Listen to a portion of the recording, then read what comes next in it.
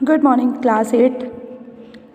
So this is the fourth video of chapter number 8 of history.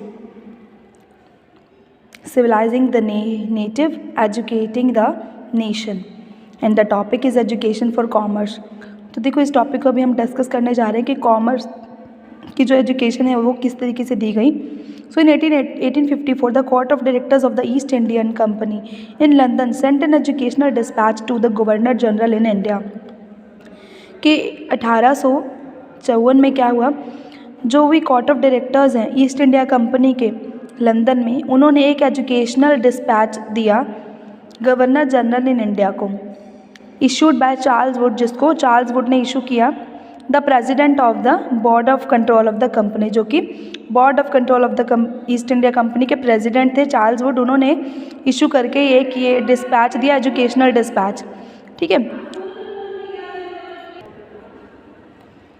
Next देखिए यहाँ पर कि outlining the educational policy that was to be followed in India, it emphasised once again the practical benefits of a system of European learning as opposed to oriental knowledge.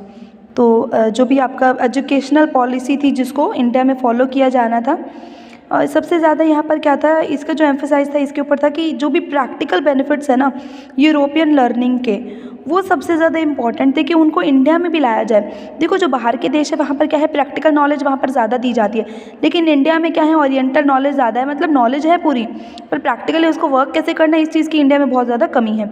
So one of the practical uses of the dispatch pointed to was economic. European learning, it said, would enable Indians to recognize the advantages that flow from the expansion of trade and commerce and make them see the importance of developing the resources of the country.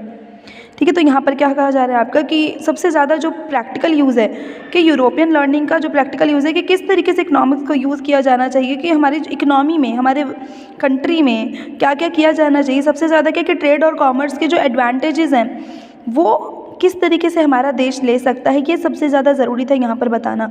और सभी जो भी resources हैं उन सभी की importance उन्हें बताना बहुत ज़्यादा ज़रूरी था. So introducing them to European ways of life would change their taste and desires and create a demand for British goods.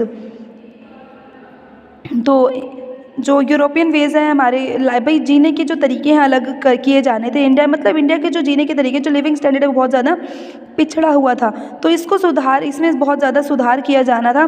तो इसके लिए क्या करना था, उनके जो टेस्ट हैं, उनके जो डिज़ायर्स हैं, इसको चेंज किया जाना था.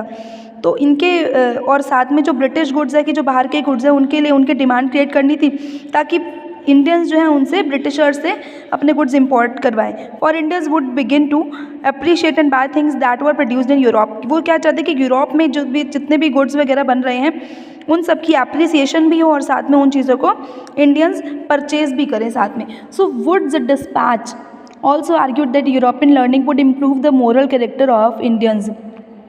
तो जो भी आपका जो वर्ड्स डिस्पैच है इन सब के ऊपर ये भी बात की गई थी कि जो यूरोपियन लर्निंग है ना, इसको और ज़्यादा इम्प्रूव किया जाना चाहिए the moral character of Indians के. इसको यूरोपियन लर्निंग के थ्रू जो इंडियंस हैं इनके मोरल कैरेक्टर को भी बहुत ज़्यादा इम्प्रूव किया जाना चाहिए. It would make them truthful and honest, कि उनको भी ऑनेस्टी और ट्रूथनेस की बहुत ज़्यादा ज़रूरत है. And the supply the company with civil servants who could be trusted and depended upon, कि जो ईस्ट इंडिया कंपनी है ना वहाँ पर भी इंडियंस को भी जगह मिले, ताकि वो इंडियंस जो है वहाँ पर जॉब करके, क्योंकि इंडियंस क्या है बहुत ज़्यादा ऑनेस्ट होते हैं, बहुत ज़्यादा ट्रस्ट वर्दी होते हैं. तो इन सभी को सिविल सर्वेंट पावर बनाया जाना चाहिए, ताकि वो उन सभी के ऊपर भी ट्रस्ट कर सके और उनके ऊपर डिपेंड हो सके, काम सारा उनसे लिया जा सके अच्छे से. भाई कामकाज ही बनाना चाहते थे वो इंडियंस को, ताकि इंडियंस के थ्रू उनको बहुत ज़्यादा इनकम हो सके. The literature of the East was not only full of grave errors.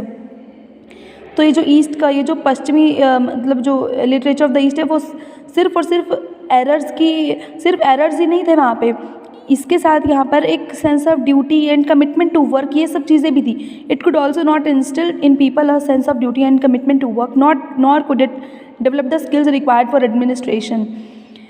तो जो इंडियंस हैं यहाँ पर, क्योंकि वो वर्क अपने काम के लिए बहुत ज़्यादा कमिटेड थे, बहुत ड्यूटीफुल थे, क्योंकि जो भी ड्यूटी थे उनको बहुत अच्छे से वो फुलफ़िल करते, तो इसलिए वो चाहते थे वो जो ब्रिटिशर्स है वो यही चाहते थे, इसलिए कि वो जो इंडियंस हैं हमारे साथ बहुत अच्छे से काम करें और हमारे यूरोप वगैरह को और जो यूरोपियन कंट्रीज़ हैं उनको आगे बढ़ने में भी हेल्प करें।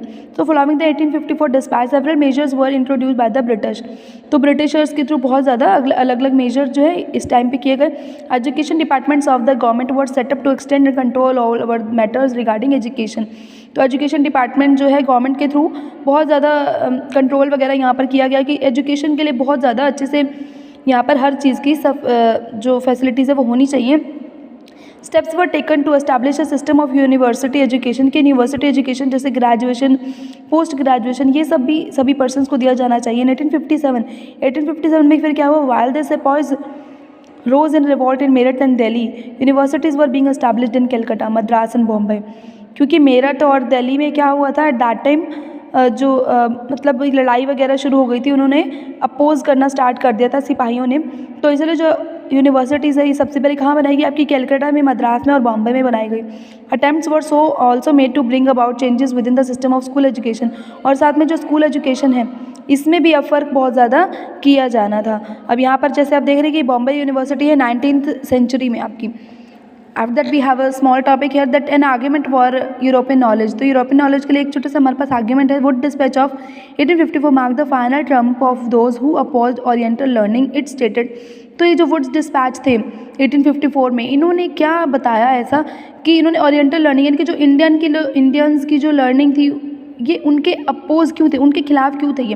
तो उन्होंने ऐसे बताया कि we must emphatically declare that the education which we desire to see extended in India, in that which has it for its object the diffusion of the improved arts, services, philosophy and literature of the Europe, in short European knowledge।